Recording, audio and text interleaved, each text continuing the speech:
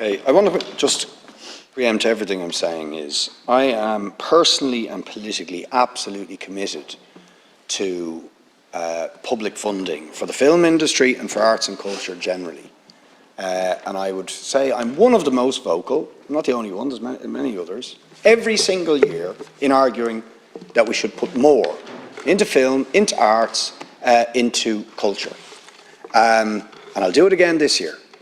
And I'm for significantly increasing the investment in the Irish film industry. Because to be honest, I think we could be doing a lot more with the talent we have in this country, at every level. Acting, writing, crew, set construction, you name it, I think we are bursting with talent in this country. But I don't think we're fully reaching our potential, and I think we're not reaching our potential because of the stuff that's going on in the industry. And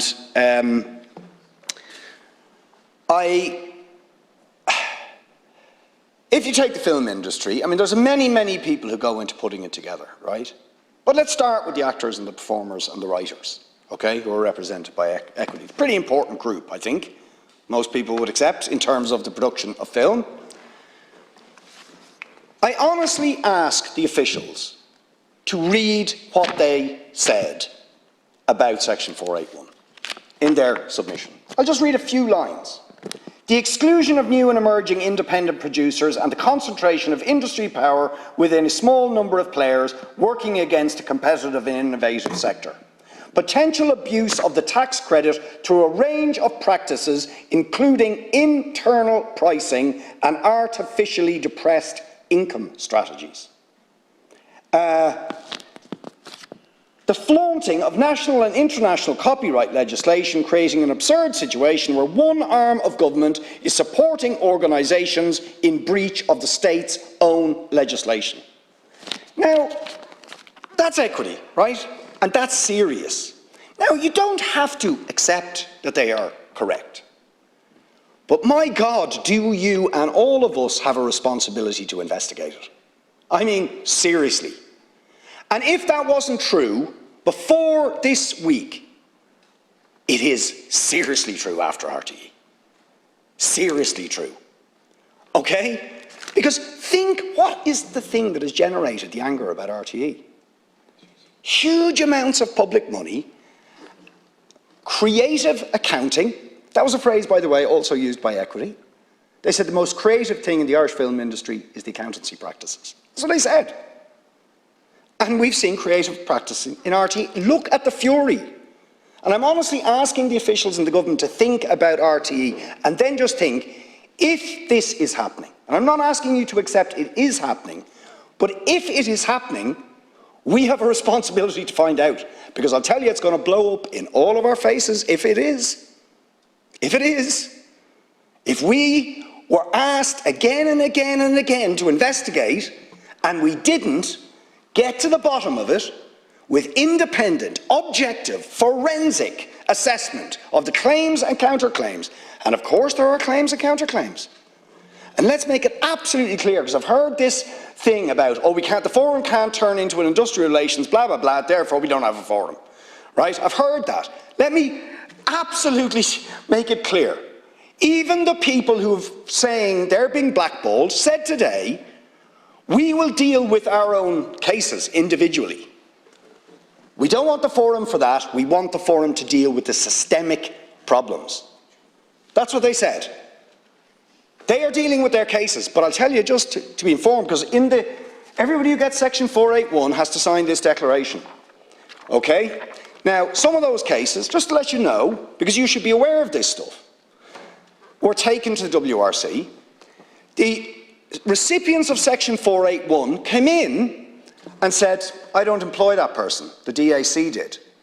The WRC didn't know what to do with that and essentially said, okay, we can't hear the case because this person isn't the employer. Even though, and this is the point, because they came into the committee and said, yeah, we're not the employer, but we do know they worked on the films where we set up the DAC. We know them, but we're not their employer, technically.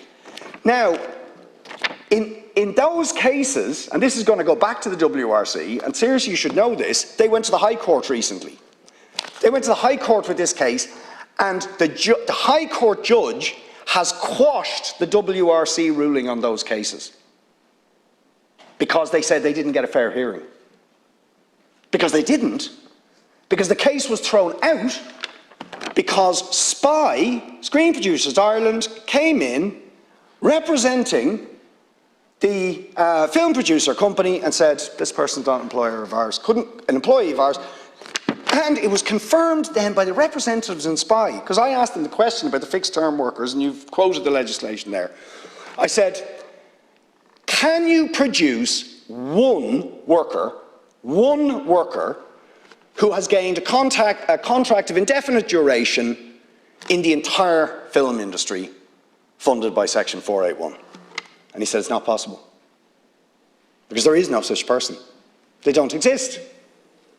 Because, he explained, the representatives of SPI acknowledged the point that was being made by IFWA and said the employment relationship does not survive the DAC. Now what that means is there are no jobs in the film industry after the production. There's jobs during the production and then there's no jobs. And if you've worked for 25, 30 or we heard of a case today, 40 years working for the same 3 or 4 producers, and the clock goes back to zero, and then they woke up for the next production, but because they were associated with insisting on recognition of service, get away. No pension, no recognition of service, gone. And the point is, systemically, structurally, there's nothing to stop that. So of course the people who currently are doing well in the industry are saying, oh, it's fine, until it isn't fine for them. And I can tell you, there's a certain group of people who've had the courage, and they've paid for it, to speak about this, but I am and I'm not joking you, I am inundated with calls from people who are still working in the industry, and they're afraid. But they say, you're right. If you put your head above the parapet, you're out. Right? That's what's happening in the industry. Now we have to do something about that. We have to establish, is there creative accounting? I mean, one of the points, again, Equity made is, it is in the interests of the film producer companies never to make a profit. Never. Because if they made a profit, they'd have to pay tax. They'd have to return the loans to Screen Ireland, which they also get. I think, you can check the figures on this, that there were 22 million in loans from Screen Ireland last year. Do you know how much was paid back? 1 million. And that's the same pattern every year. Now, don't get me wrong, film is not like business. And I'm not saying it always should make money. In fact, part of the whole point of public funding of filming is sometimes it won't, right? But this stuff needs to be really monitored. And it's not being monitored. And you know, what is one of the other features that even RTE have acknowledged about the current crisis? Silos. One bit doesn't know what the other bit is doing. This is what's happening with the government's own oversight of this situation. Department of Finance in charge of this bit. Department of Enterprise in charge of that bit. Department of Arts in charge of that bit.